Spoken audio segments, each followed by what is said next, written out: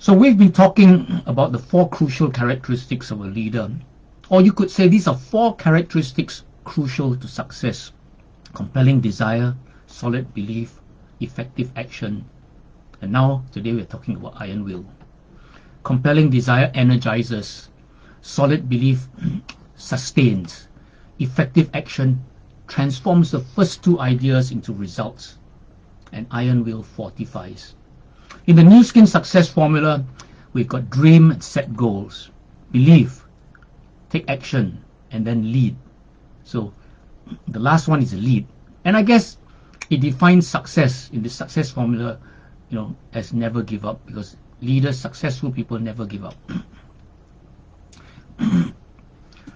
Well, we finally reached iron will, the 4th and last crucial characteristic of a leader, or characteristic crucial to success.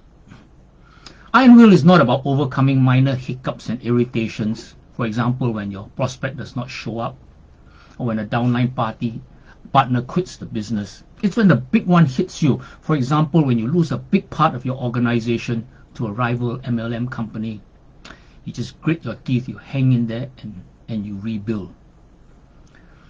Iron will is developed like your muscles. So welcome every small trial that helps develop the capacity to handle any crisis. Irritations, especially from your family, from your upline, from your parents. The things that at home that happen free of charge without you having to pay for this. They're helping you develop the capacity to handle any crisis. If you can't handle your upline, you can't handle your parent, you think you can handle something big, okay, use this to practice. You can't, okay, use it to practice. Okay, pray for your upline and your parent to irritate you. So how does this crucial characteristic show up in a leader daily?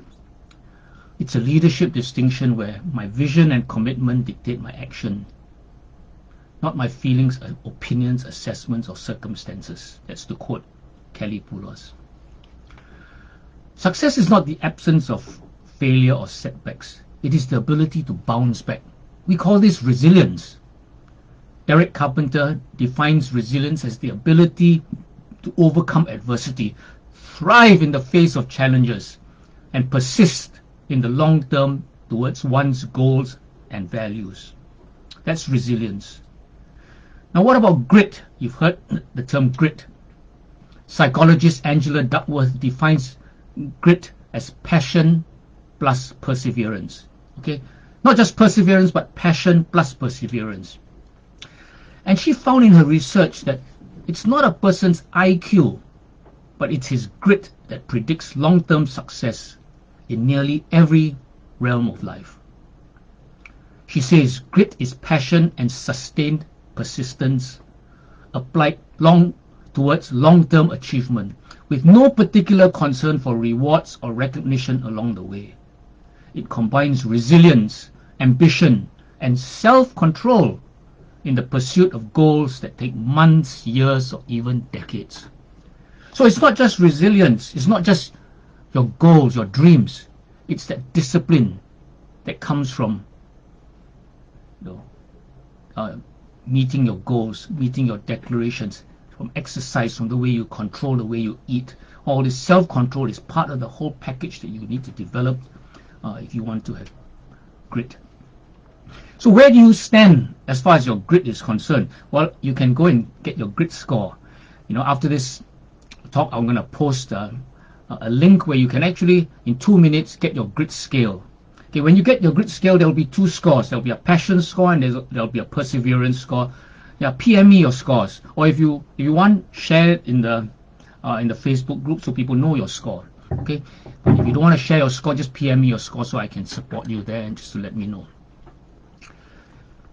So, is the need to exercise iron will a hard truth about life? You gotta do it, or is it a blessing about life?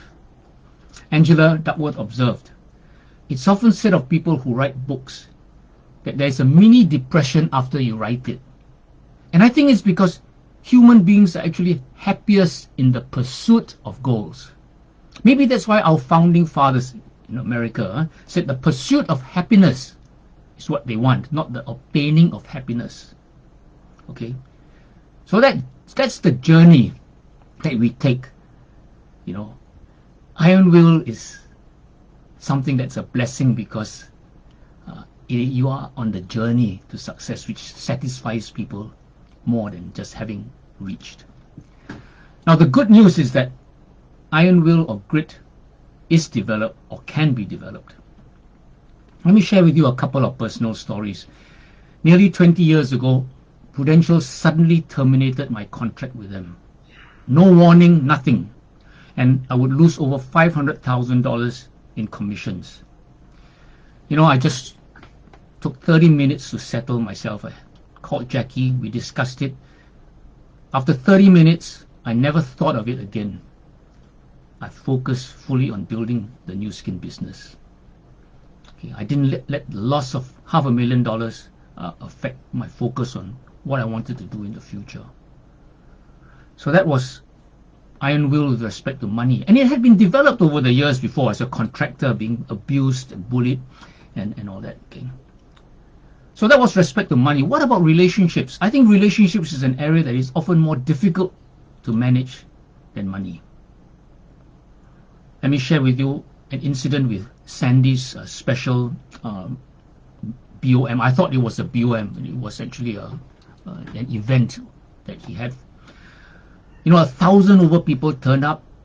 If you were just past 2 o'clock, you couldn't get in. There were 1,000 people there. Okay. I spoke for an hour. So after that, I messaged him. I said, Sandy, hope that was okay.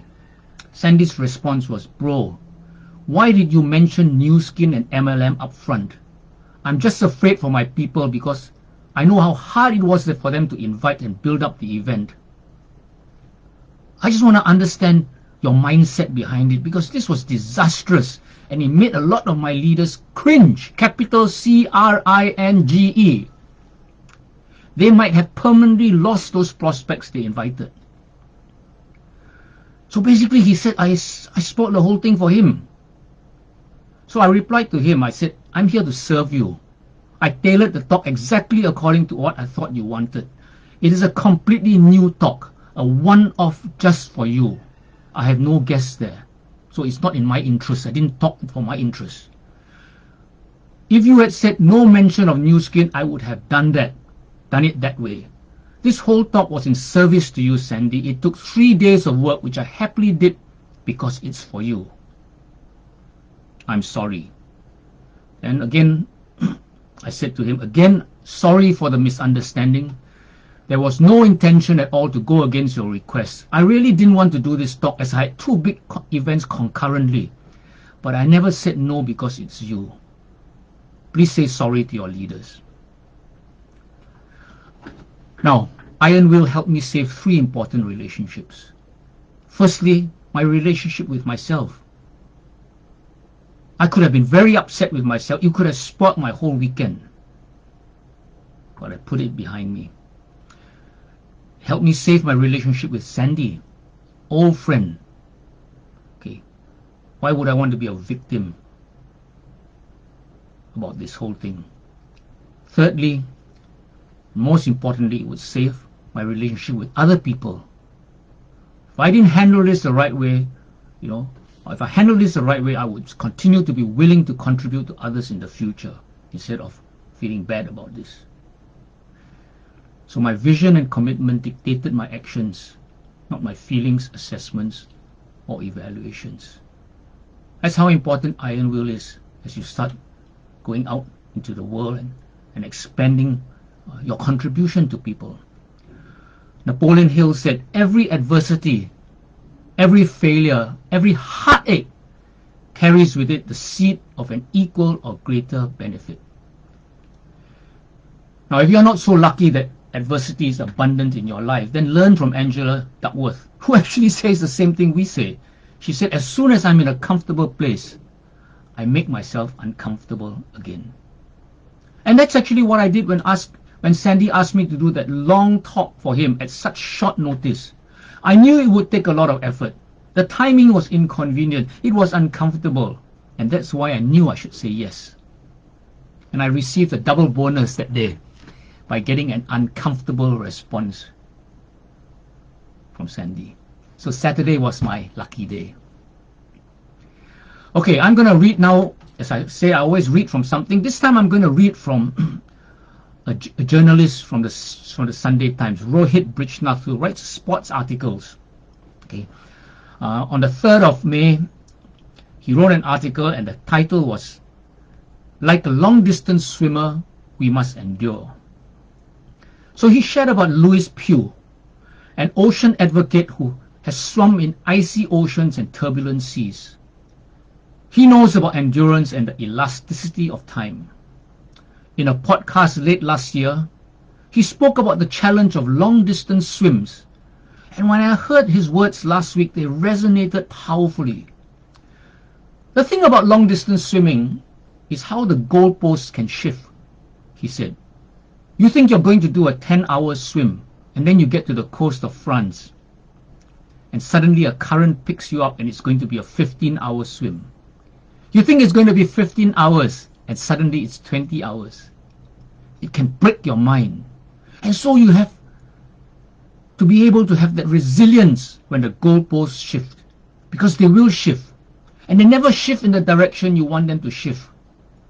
To keep on going, to put one arm in front of the next, and to recalibrate yourself.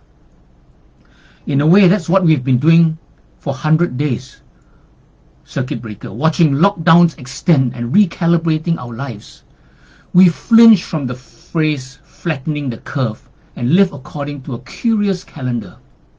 We think not in months or seasons, but in circuit breakers. Spring is passing us by and we barely care because we're busy excavating a grit we never knew we had.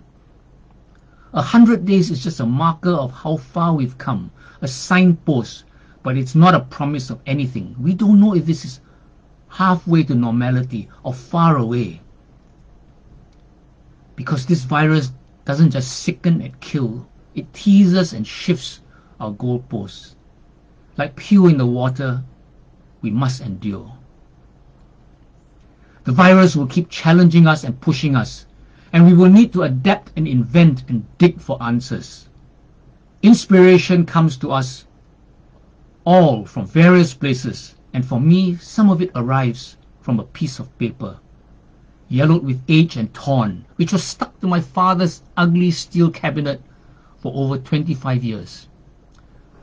On it was scribbled an old Albert Camus quote, and it read, "In the depths of winter, I finally learned that there lay within me an invincible summer. Every time I think of it, I feel the pull of hope." So that was Rohit Brijnath.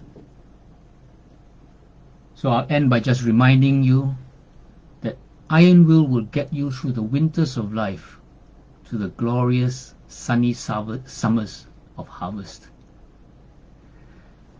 Have a great Monday. Have a great week. Okay, as we go into mid-month, work to build your executives so that you can become a ruby and have rubies, okay, for the H Stock Boost LTO.